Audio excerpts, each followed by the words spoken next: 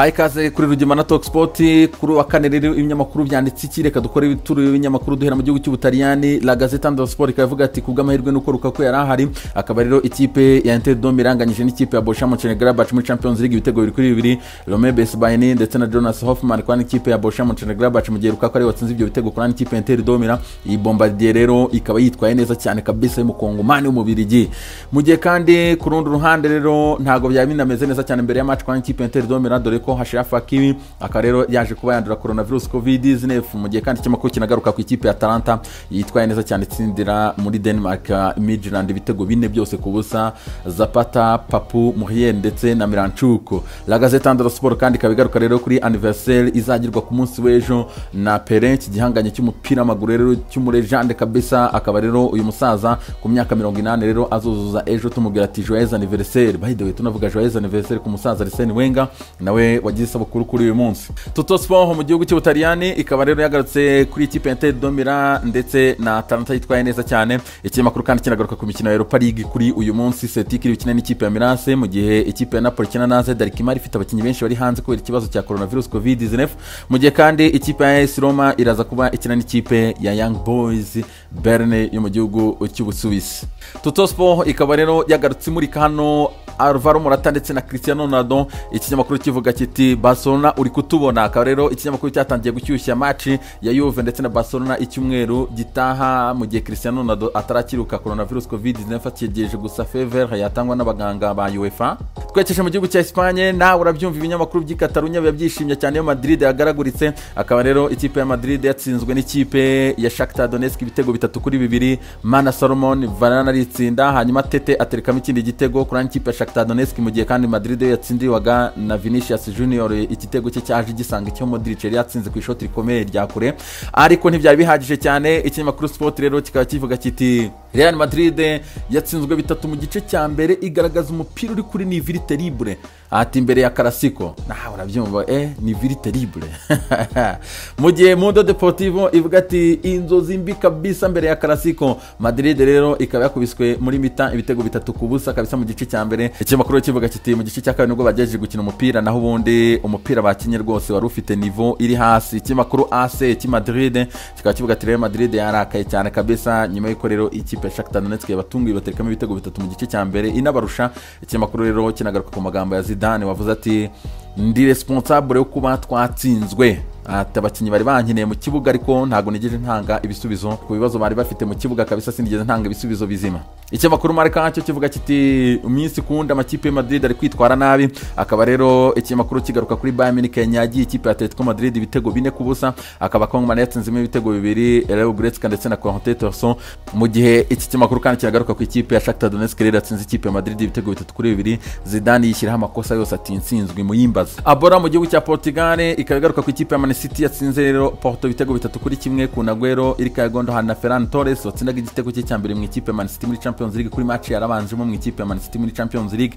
Kuri debutiere akatsinze igitego, hanyuma Diaz ku ruhande rw'ikipe ya FC Porto watsinze icyo gitego. Dragao rero bakaba biramanse cyane kabisa, bavuga ati twatsinzwe ariko harimo n'amakosa y'umusifuzi. Ikinyamakuru kinavuga ati ariko nubwo twanatsinzwe ntago twagaragaje umupira ku rwego hejuru cyane. Ikinyamakuru Abora buriya cyandikira ikipe cyane ya FC Porto inkuru nyinshi cyane kiba kiryamyeho.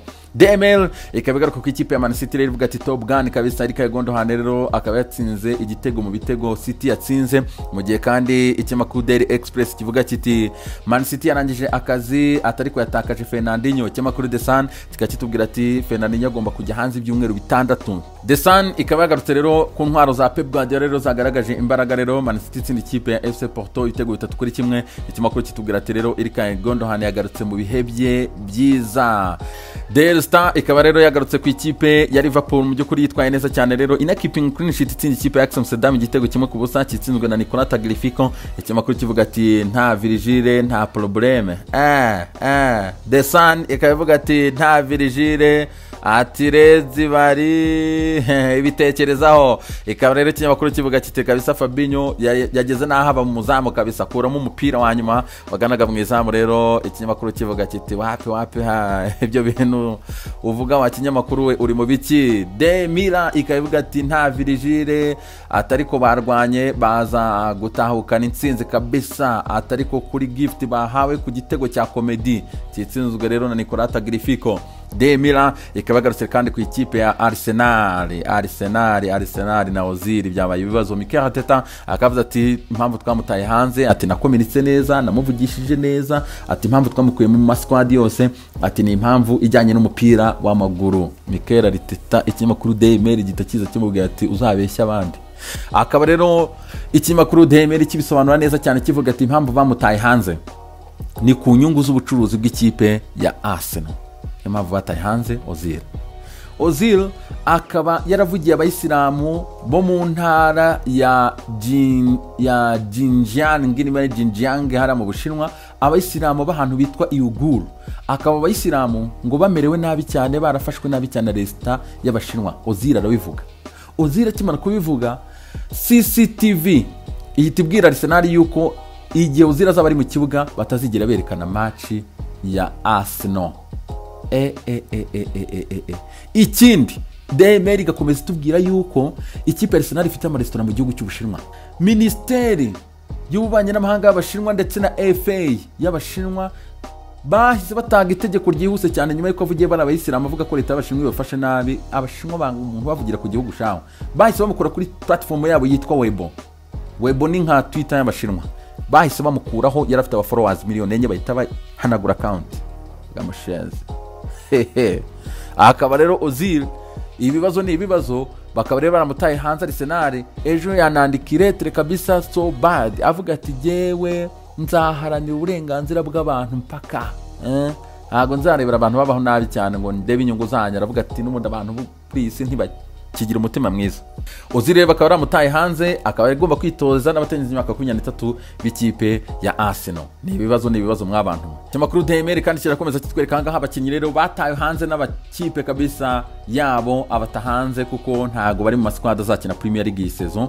Hakaba harimo Sergio Romero wa Man United, Phil Jones wa Man United, Socrates wa Arsenal, Danny Rose wa Tottenham Hotspur, Mohamed Besiki wa ikipe ya Everton, Aston Villa ifite umusore witwa Henry Lansbury akaba ari hanze, Yannick Borazi ari hanze kurandi ikipe ya Everton, Jean-Michel Seri kuri Fulham yamutaye hanze, Christian Nkunku yamutaye hanze, Ozil Arsenal yamutaye hanze ndetse na Kano Wickham kwa ikipe ya Palace babataye hanze. Abakinnyi bose rero bakaba bari hanze. De Mira ikaba ikomeza kutwereka ngaha kandi ko Tottenham Hotspur zibikina n'ikipe ya Lask Linz muri Europa League, mu gihe Leicester City ikina n'ikipe ya Luhansk yari mu gihugu cya Ukraine. De Mira kandi kagarutse ku ikipe ya Leeds rero. Leeds umutoza wayo Marcel Bielsa aranshimisha. Marcel Bielsa akaba ikipe yaratanze itangazo yuko Calvin Phillips wamusore ukina hagati mu kibuga umuhanga cyane yavunitse agomba kujya hanze igihe kirenga ibyumweru 6. Umutoza wa Leeds yababaye yavuze ati club muratanga amakuru nkayo ngayo gute? Ati amakuru club yatanze ntago ariyo. Yarabihakana igisaza abantu. Kirimo kiracaga kubeshya abantu hariya. De Mira ikaba igaruka itubwira yuko abongereza bamaze kubona umukino wa gicuti rero bazakina n'ikipe ya Republic of Ireland ku 12 z'ukwezi kwa 11 match ya gicuti.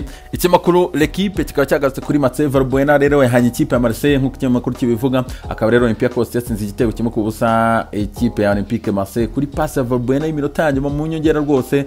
Hanyuma Ahmed Hassan bakunda kwita Koka w'umunyamisiri aterekamo igitego rero Marseille birangira bayitsinze igitego kimwe ku busa. La Provence yababaye cyane ati scenario iri pure, scenario ibabaje cyane kabisa. Nyuma y'imyaka 7 bakaba bari bongeye kwitabira kwa ikipe ya Marseille ariko bahise batsindwa kuri irushanwa ryiza ry'abanyaburayi. Les amis mugire byiza cyane, turongera mu yandi makuru mu kanya.